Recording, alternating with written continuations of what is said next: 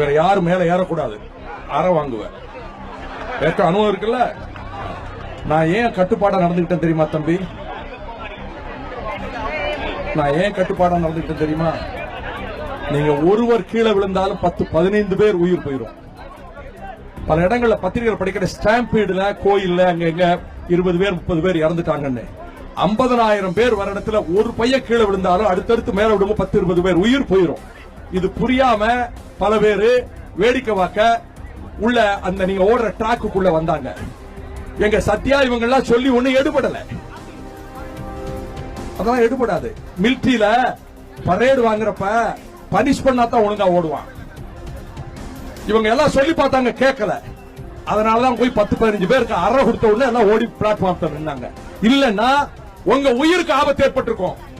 பத்திரிகையாளர்களுக்கு சொல்றேன், வைகோ புறப்படும் போது பல பேர் அடித்தாருன்னு காலையில் செய்தி போடுவாங்க. மேல ரொம்ப பிரியமான 2-3 பேப்பர் இருக்கு. இந்த 50,000 பேர் ஓடுனதை போட மாட்டாங்க. வைகோ வந்தாரு, அங்க நின்னவங்களை எல்லாம் அடிச்சாரு. ஏன் அடிச்சாரு? இது ஏன் பிள்ளைங்க, ஏன் பிள்ளைங்க, ஏன் பேர பிள்ளைங்க. அது கீழே விழுந்து அது காயம் வந்தா அவங்க அப்பா அம்மா எப்படி வருத்தப்படுவாங்களோ அதை விட 1000 மடங்கு நான் வருத்தப்படுவேன்.